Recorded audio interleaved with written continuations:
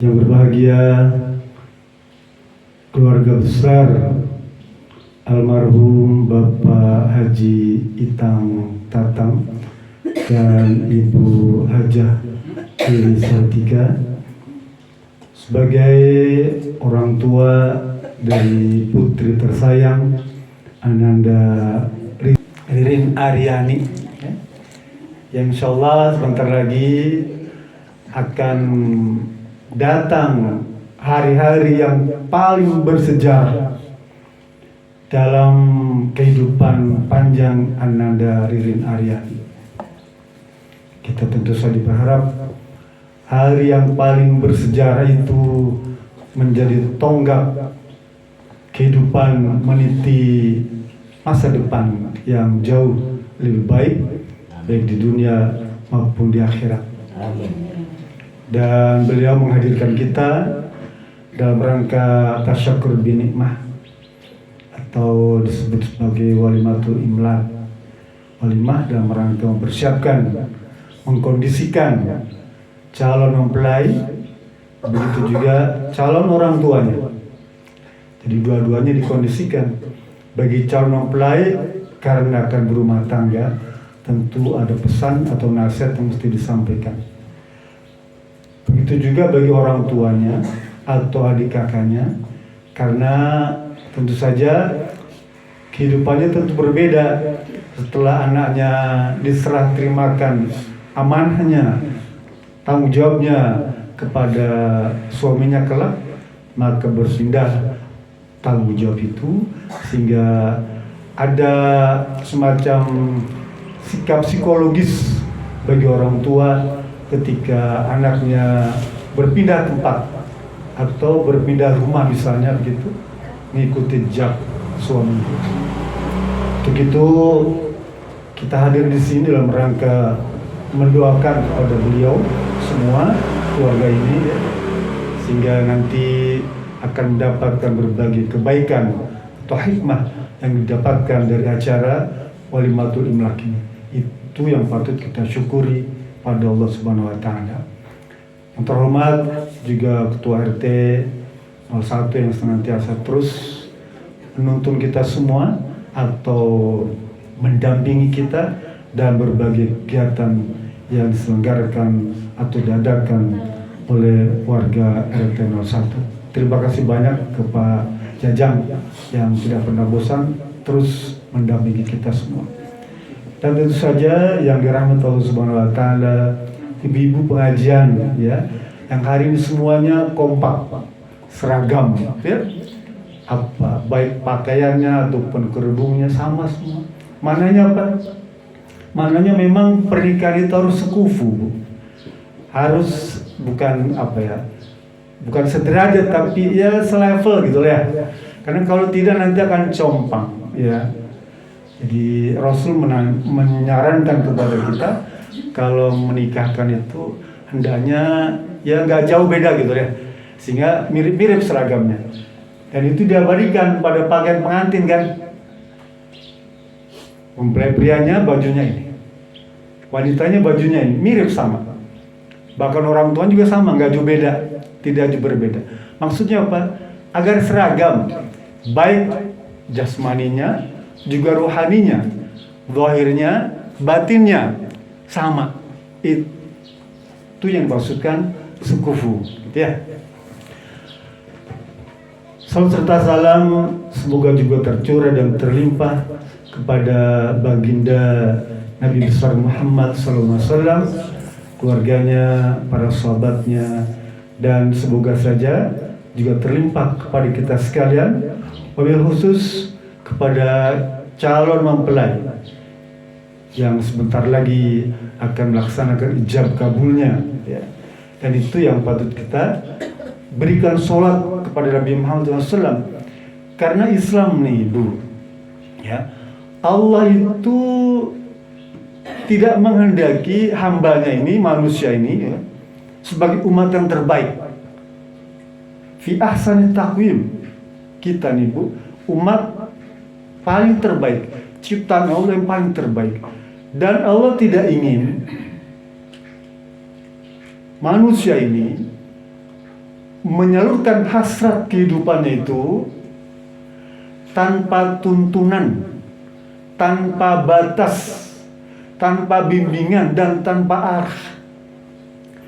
Untuk itulah Allah turunkan Al-Quran dan Nabi Muhammad SAW untuk bisa menuntun kita, mengarahkan kita, agar hidup kita itu dapat terlaksana dengan baik, lancar dan baik. Karena Islam adalah agama rahmatan lil alamin, agama yang akan memberikan rahmat kepada semua hambanya, kepada makhluknya. Jadi ini juga sebagai sebuah penghormatan kepada umat Islam, bahwa umat Islam untuk urusan menyalurkan hasrat biologis itu harus melalui jalur yang resmi, yang sah, dan yang halal. Apa itu? An-nikah.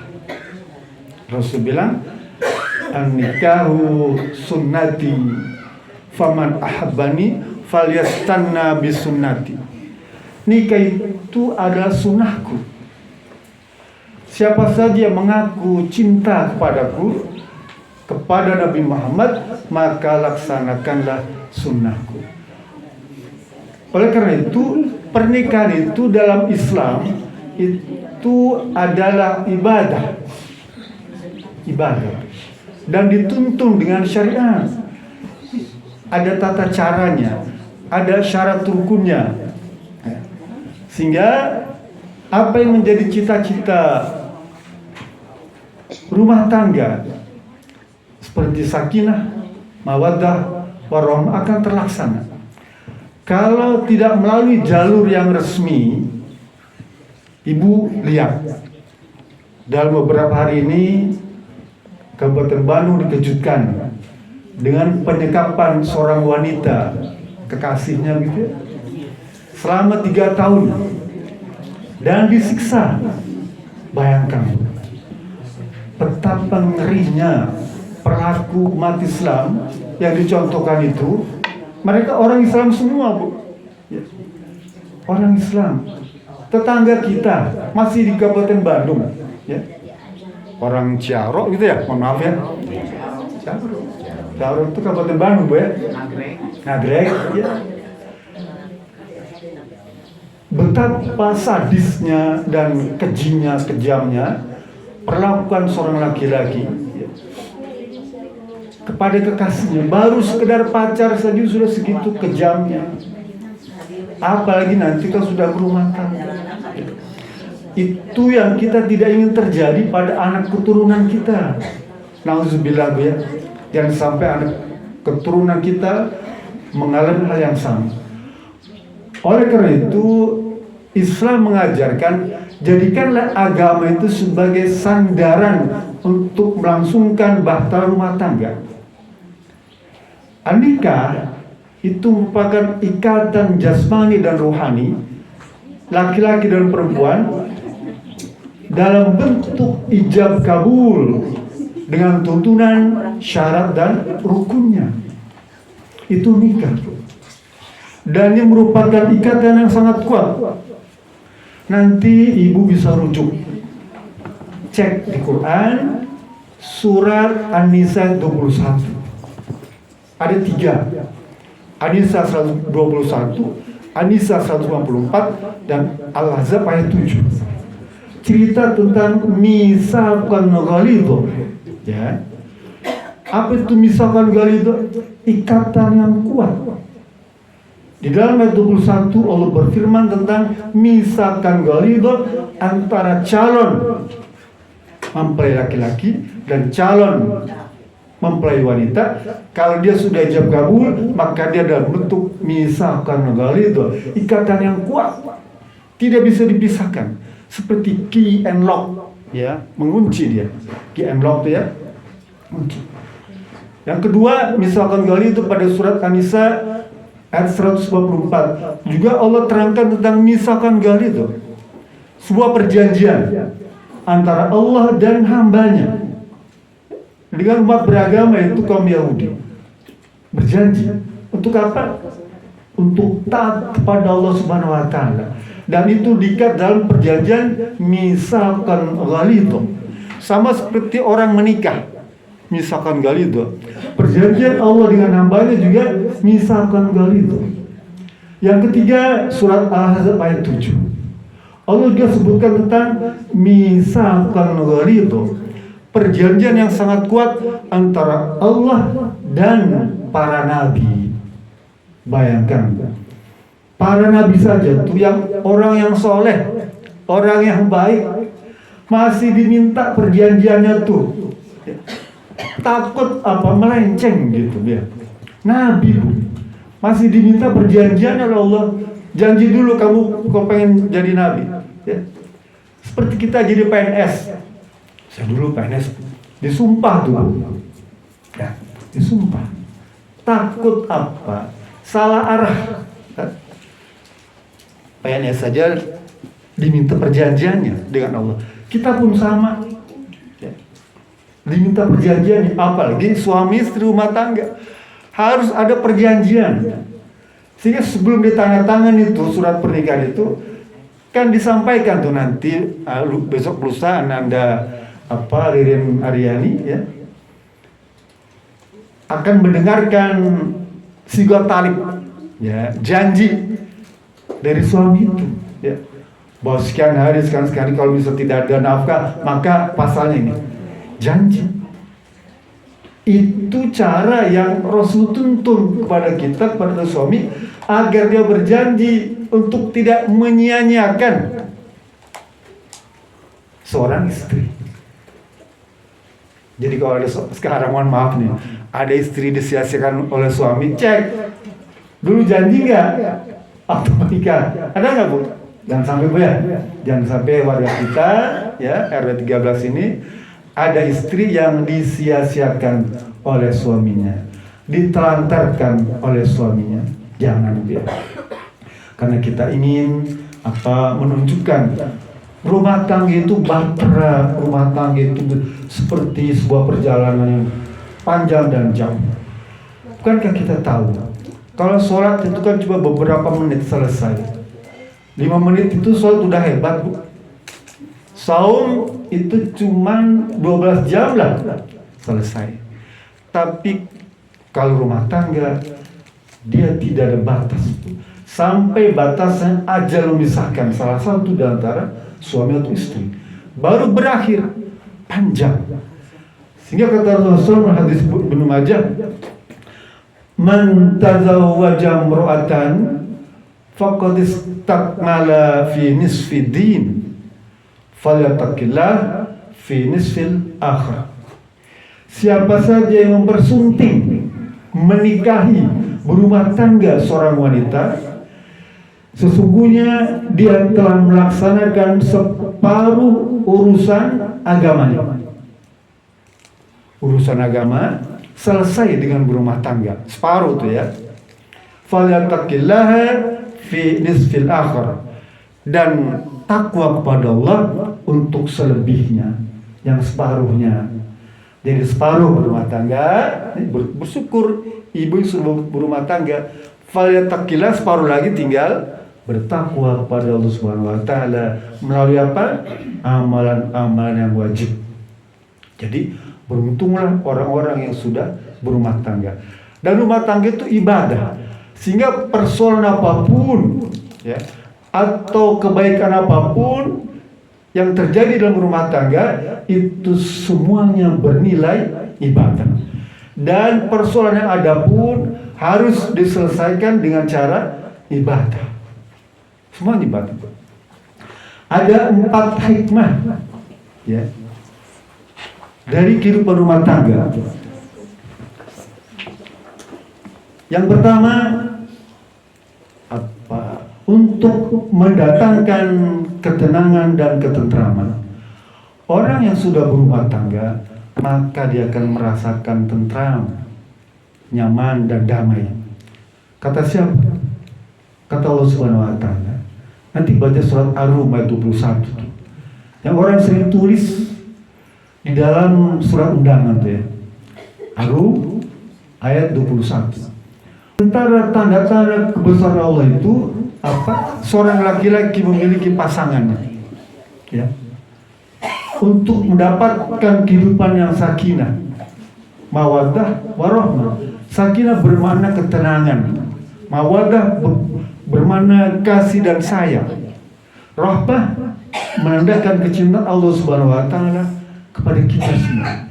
Jadi sakinah, mawaddah, warahmah itu merupakan ciri tanda kebesaran Allah Subhanahu wa taala yang diberikan kepada orang-orang yang melaksanakan berumah tangga didasari oleh agama. Kan kata Nabi itu apa? Di antara seseorang menikah itu ada 4, ya. Tunkul mar'al arba'ah. Pertama atas dasar harta. Yang kedua mungkin atas dasar keturunan. Yang ketiga atas dasar kecantikan.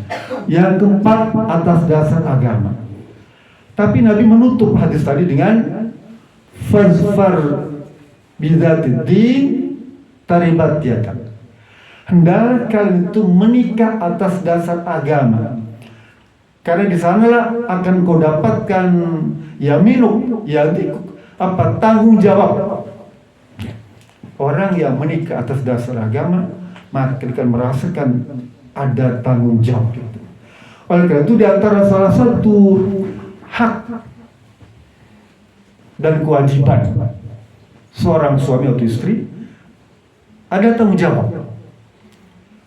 Hak dan kewajiban, kemudian tugas dan peran serta tanggung jawab seorang suami ataupun istri.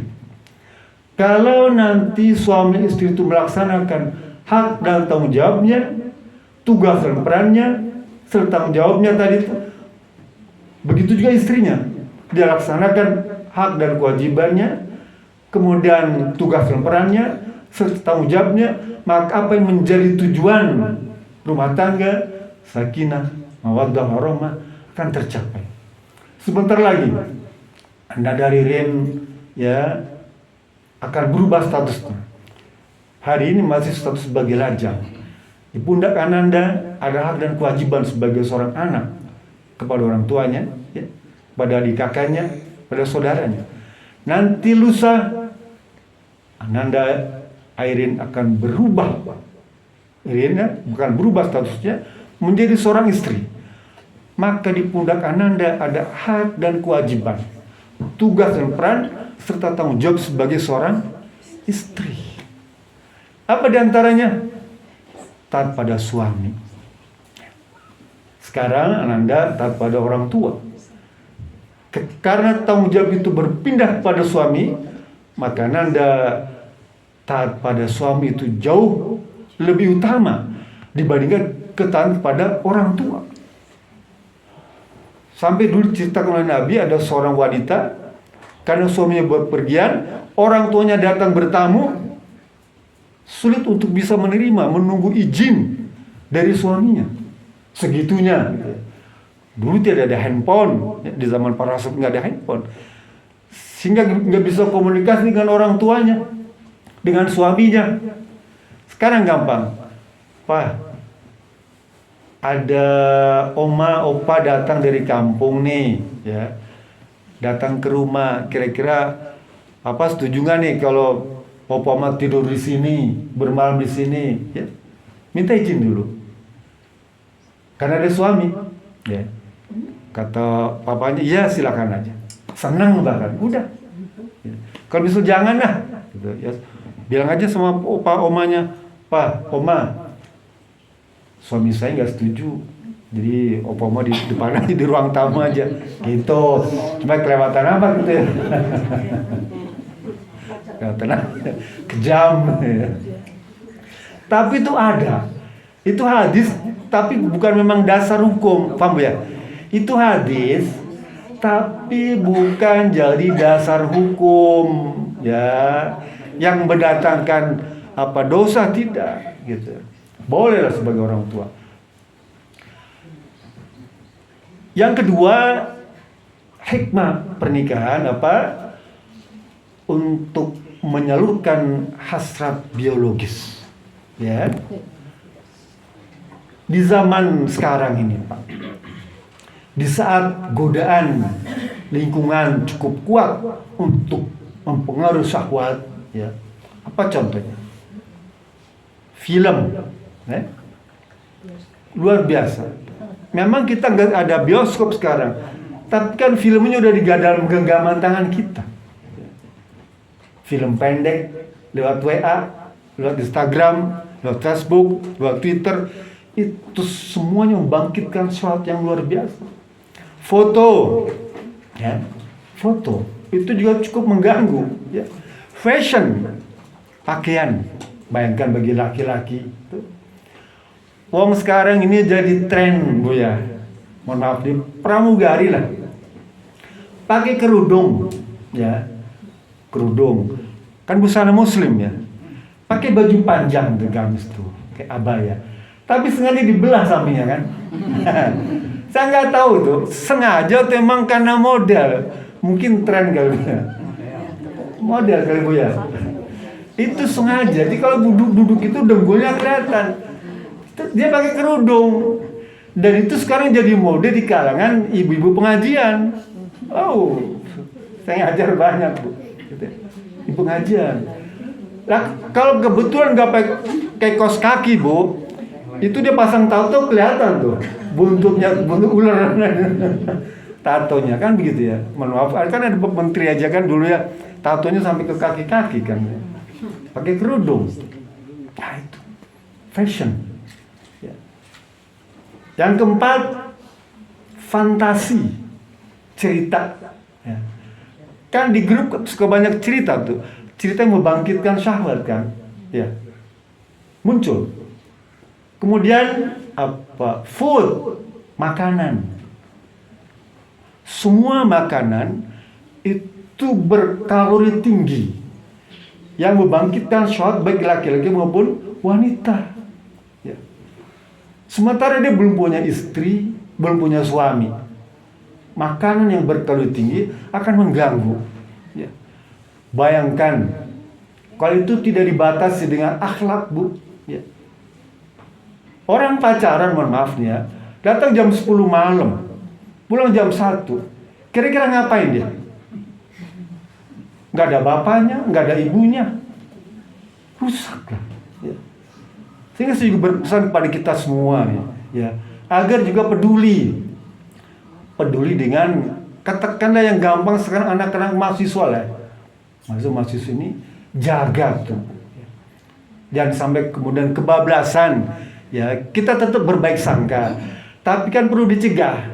Kalau kira-kira ada potensi yang menimbulkan gangguan sosial dan gangguan spiritual, ya kita cegah. Mencegah lebih baik daripada mengobati. Kita punya penyakit saja, penyakit bawaan, kita cegah. Jangan sampai kemudian begitu udah sakit baru diobatin, cegah. Sama kehidupan romantisme anak muda pun begitu. Jangan setelah kejadian baru rame. Bahkan kata Rasul bilang, dosa tetangga itu besar kalau membiarkan kemungkaran terjadi di depan mata, sementara kita tahu 40 rumah, baik satu RT, ya, berarti satu RT, gara-gara perbuatan satu orang itu. Lah kalau memang udah siap, ya, Rasul bilang, ya masyarakat syabab, man istata'a minkumul ba'ad fal yatawazzab.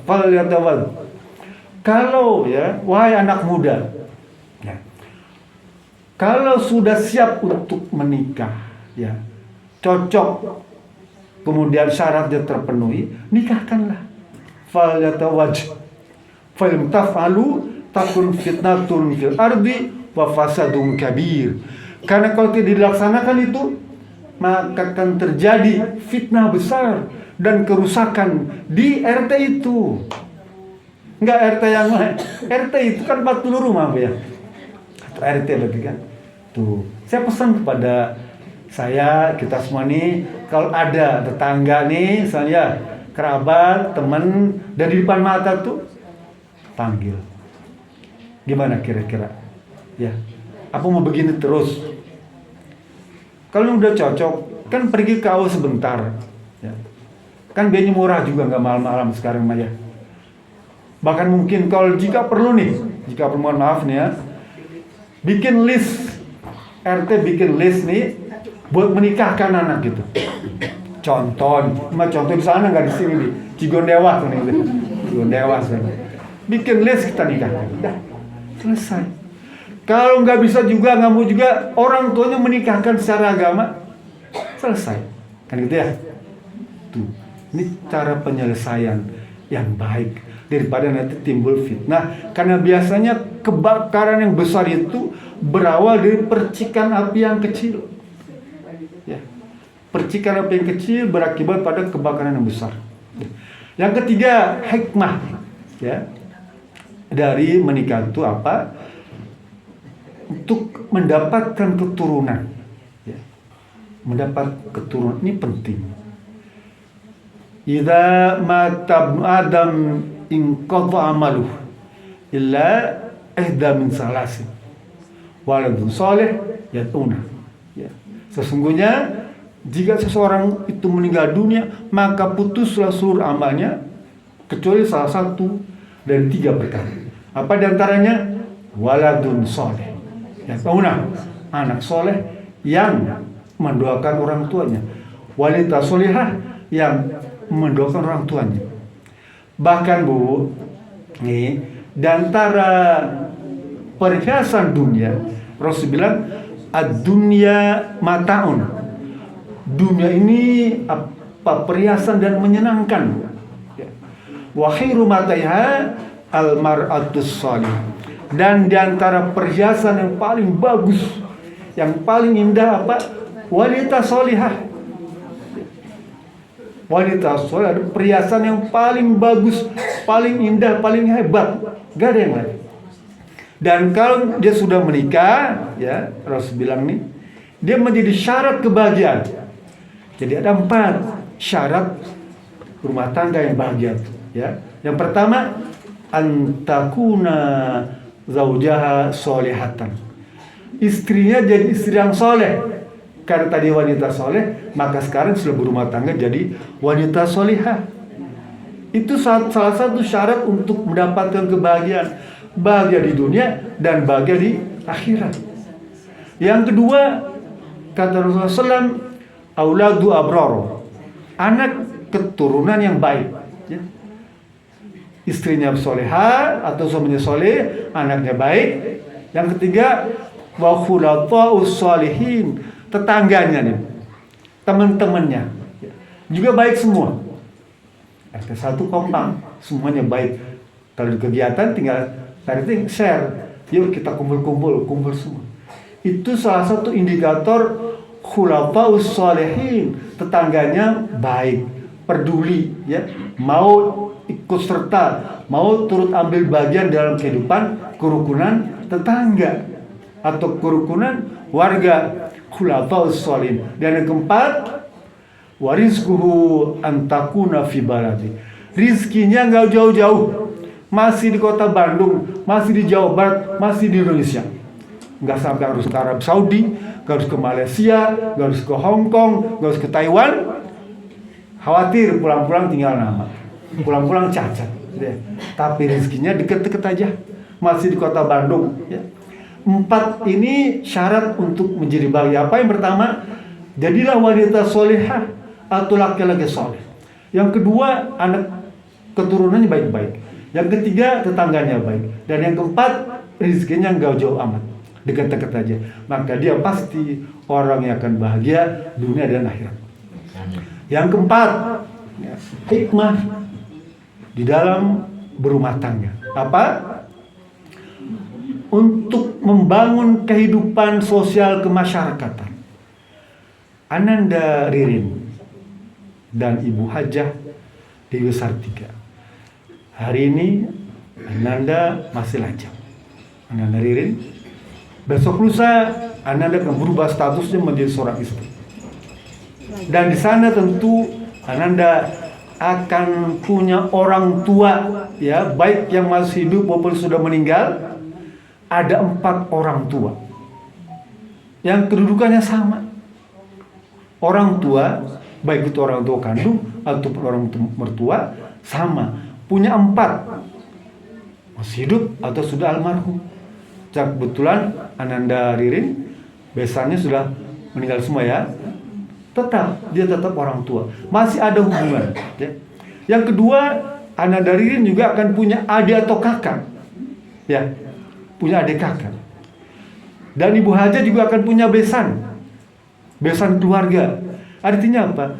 Kalau sekarang cuma berdua, berempat nih rumah ini, sebentar lagi akan punya tambahan keluarga besar ya.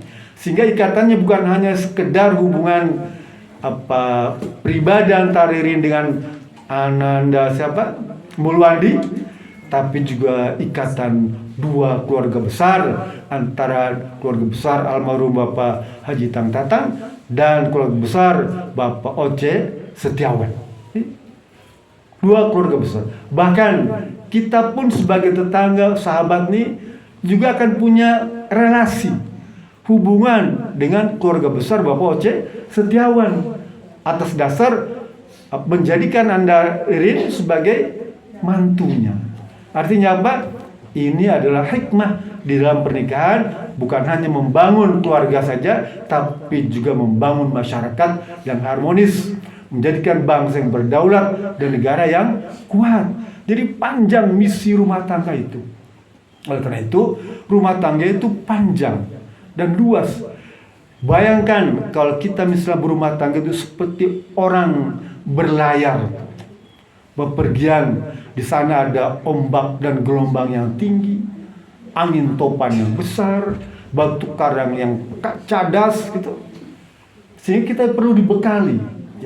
Kalau misalnya antara nakoda dan awak kapal itu bisa bersinergi dan kerjasama, ya, awak nakoda dan awak kapalnya, nakoda itu suaminya, awak kapal istrinya, betapa besar pun gelombang, ombak, angin, ya, batu karang yang besar, insya Allah selamat sampai dermaga, selamat sampai pelabuhan dengan baik, selamat sampai akhir kehidupan rumah tangga itu, bahkan kelak nanti berjumpa di akhirat nanti sebagai suami istri yang kekal abadi dunia dan akhirat. Amin. Jangan kita berpikir rumah tangga itu hanya di dunia, tidak. Allah ceritakan tentang di akhirat pun akan ketemu lagi kita dengan orang-orang yang pernah kita kasih, orang-orang yang pernah kita sayangi di dunia, akan berjumpa lagi dengan suami, dengan istri, dengan anak, dengan cucu, dengan ayah, dengan ibu, dengan kakek, dengan nenek, semuanya kumpul lagi. Itu yang dimaksudkan khalidina fi abadan, kekal selama-lamanya dunia dan akhirat. Apa enggak pengen itu, Bu? Kita harus pengen seperti itu. Kita ketemu lagi nanti di akhirat. Bahkan bukan hanya dengan keluarga, dengan tetangga, teman-teman, dengan guru-guru, ibu semua akan berjumpa lagi dengan sahabat yang biasa botram siapa, ketemu lagi, botram lagi di akhirat nanti. Jangan, kan enak kalau di dunia botram itu bagi-bagi kan, nanti bapak atau si fulana ini ya bikin lotek ya, bikin ini ya sepat ya. Di akhirat nggak begitu, Bu. Kumpul, mau pengen apa, ngomong aja, ya Allah pengen ABCD, udah gitu. Ananda Ririn ya, hari ini Ananda cuma pada punya ibu ya, sebagai orang tua, nanti besok punya keluarga besar ya. Rasul bilang rumah tangga itu kalau ingin bahagia, dia harus mendapatkan ridho dari orang tuanya, dari keluarganya, dari ayahnya, ibunya, baik bantu atau besan atau yang mewakilinya, minta ridho kepada mereka. Ya. Rasul bilang, ridho Allah fi ridhal walidain, suhtullah fi suhtal walidain. Ridho Allah itu sangat tergantung pada ridho orang tua. Bayangkan kalau pernikahan tidak diridhoi oleh orang tua, nggak akan bahagia. Yakinlah, Rasul bilang begitu. Kalau sampai orang tuanya nggak setuju dengan pernikahan anaknya, kawin lari, Bu ya. Ada istilah kawin lari, bukan kawin lari, nggak bisa kawin lari, Bu ya. Nikah lari, nikah lari. nikah lagi nggak bisa. Orang tua nggak ridho, nggak akan jadi, nggak akan bahagia. Apa menjadi cita-cita untuk mendapatkan sakinah, mawaddah, rahmat tidak akan terwujud. Kenapa? Karena tidak mendapatkan ridho dari keempat orang tua. Ibu bisa menyaksikan orang-orang atau rumah tangga, ya, nanti mungkin ibu pernah dengar gitu ya, atau cerita dari siapa saja. Ada rumah tangga yang tidak mendapatkan ridho dari keempat orang tuanya. Mesti dia berakhir dengan tragis. Berujung dari kegagalan rumah tangga. Berujung atau berakhir porak-porandanya kehidupan rumah tangganya. Karena tidak ada ridho dari orang tuanya. Oleh karena itu, raihlah ridho dari orang tua. Nanti sebelum menikah, minta restu dari ibu, ya, dari Hajah Dewi Sartika. Minta restunya, mah, tolong doain, ya, Neng mau menikah, ya. Dan mohon maaf kalau selama ini Neng bikin mama tidak nyaman. Minta maaf yang sebesar-besarnya, minta maaf kepada Allah Subhanahu Wa Taala. Begitu juga nanti dalam rumah tangga, ya. Karena pernikahan nanti didasari oleh agama. Kalau ibu rumah tangga itu menemukan perkara-perkara yang sulit untuk dipecahkan, baik pribadi maupun bersama suami, ya, gimana caranya? Pegang tali Allah, ya, pegang tali Allah. Hasbunallah wa ni'mal wakil. Pegang tali Allah. Ruku dan sujudlah dengan khusyuk. Minta petunjuk kepada Allah Subhanahu Wa Taala agar kehidupan rumah tangganya bisa berjalan baik dan langgeng. Karena nggak akan ada yang bisa memberikan petunjuk, ya. Saya pun tidak bisa memberikan petunjuk pada rumah tangga yang porak-poranda, ya, nggak bisa. Paling hanya memberikan nasihat. Ya sudahlah, kamu pegang tali Allah. Maksudnya apa? Baca Quran tuh, baca Quran, ya. Kemudian ruku dan sujud menghadap Allah, ya. Minta petunjuk, ya Rabb. Kenapa kehidupan saya ini, kehidupan kami ini hidupnya begini-gini terus? Minta petunjuk. Ya Rabb, tunjukkanlah jalan yang terbaik buat kita. Ihdinas siratal mustaqim. Ya Rabb, karuniakan kepada kami rezeki yang berlimpah dan barokah. Minta pada Allah Subhanahu Wa Taala. Apa sih yang gak bisa diberikan Allah? Malam gelap gulita itu Allah bisa rubah jadi terang benderang. Ya. Setan, iblis berdoa, Allah kabulkan. Fandirni ila yaumi yub'atsun. Setan ngomong berdoa kepada ya Rabb, ya, saya minta kepada engkau tunda kehidupan saya sampai hari kiamat. Minta nih setan, ibu, pada Allah agar beri umur panjang. Allah kabulkan, Allah kabulkan. Ya. Kau adalah orang yang makhluk yang kukabulkan doanya. Setan aja, iblis yang tidak melaksanakan hukum Allah, ya, tidak sholat, tidak puasa, tidak zakat, tidak silaturahim, Allah kabulkan. Kita masih sholat, puasa, zakat, haji, ya, silaturahmi, mengaji, baca Quran, zikir, masa berdoa gak dikabulkan? Cuma kadang-kadang kita pengen buru-buru aja. Nanti ngadarin kepada Allah, berdoa, ya. Setelah mendapatkan ridho dari orang tua, minta pada Allah. Apa yang menjadi harapan Ananda bersama suami, apa menjadi cita-cita, minta pada Allah. Ngomong pada Allah itu enak, ya. Allah tidak akan membatasi ucapan kita. Ngomong apa, dan tidak harus urutannya kayak baca puisi, ya. Pokoknya bapak atau ibu ngomong aja semaunya, Allah dengar, Allah dengar. Allah mendengarkan, hatta apa yang dalam kalbu kita Allah kabulkan, ya. Wa ma tukhfi sudur. Allah Maha tahu dalam surat Al-Ghafir ayat 19 itu, ya'lamu kha'inatal ayun wa ma tukhfi sudur. Allah Maha mengetahui apa yang ada dalam lirikan mata, ya. Bahkan apa yang tersembunyi dalam kalbu. Allah Maha tahu. Yang minta pada Allah Subhanahu Wa Taala diucapkan jauh lebih baik. Angkat tangan minta pada Allah. Karena Rasul bilang, kalau kita berdua mengangkat tangan, maka Allah malu kalau tidak mengabulkan apa yang menjadi permintaannya. Ya. Kadang-kadang kita suka malu-malu. Angkat tangan itu simbol kita butuh pada Allah, ya. Simbol kayak kita lah. Simbol menyembah Allah itu bersujud. Sujud itu ya, simbol. Kan dalam Islam itu banyak simbol-simbol. Boleh dibilang hampir semua peribadatan itu simbol. Ya. Bapak pergi ke tanah suci, apa simbolnya? Keliling 7 kali kan. Pegang Hajar Aswad, simbol-simbol aja kan. Simbol-simbol ketundukan. Sujud, rukuk, takbir itu simbol. Mengangkat tangan itu simbol. Simbol bahwa kita sedang butuh pada Allah Subhanahu wa taala, minta. Ya. Ama Pak Jajang minta juga kan kadang-kadang dia, pengemis minta juga kan, minta angkat tangan dia. Jajang minta dong, ya. Atau pengemis datang, minta dong, nggak angkat tangan, ya. Kan. Minta pada Allah Subhanahu wa taala. Tangan di atas jauh lebih baik daripada tangan di bawah kalau bisa. Cuma tangan di atas sekarang suka nyomot, Bu. Tangan di atas dia nyomot ke yang bawah kecil gitu. Ya. Saya kira itu ya. Jadi pesan saya kepada anak Nirin ya. Tadi haknya sudah disampaikan. Ya, sebagai penutup mungkin kewajiban ya saya tambahkan aja. Ada 6. Kalau kewajiban seorang istri cuma 6. Kalau kewajiban suami 10, Bu, lebih panjang. Kewajiban istri itu apa? 1, taat pada suami. Ya.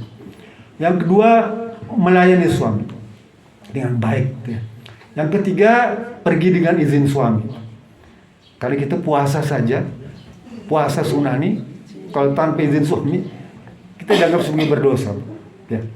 Yang keempat, membesarkan hati suami. Rasul bilang, "Iza nadhara ilaiha asaratu." Kalau suami melihat, ya, berikan rasa bangga bahagia. Ya. Maksudnya apa? Kita disuruh dandan. Ya. Iza nadhara ilaiha asaratu. Bikin suami itu menyenangkan, ya. Nggak harus pakai pakaian yang seksi, nggak. Pakai pakaian yang baik, tapi suami menarik. Artinya jangan sampai pakai dasar bau bawang putih, bau bawang merah, bau terasi kan itu. Apa pulang dari kantor kan semak juga kan, istri bau badannya gitu kan ya. Gitu. Maksudnya supaya apa? Enak dicium, enak dipandang gitu kan ya. Kemudian idza amaroha ta'atu. Kalau disuruh ya, suruh tuh yang kira-kira bukan untuk kemaslahatan yang mampu dikerjakan, kerjakanlah. Tolong bikinin Indomie rebus dong. Ya buatlah. Kan atau bikin kopi, ya buat. Kan gampang ya. Cuma kocok-kocok sebentar. Sekarang kan lebih gampang, Bu ya. Ada sasetan. Ya. Nah, udah. Jangan disuruh tuh kopinya di meja tuh. Air panas di meja, air panas ya. Gelasnya di meja. Disuruh bikin sendiri. Ya nggak juga kan, maksud nyuruh tuh ya supaya diterima jadi gitu ya.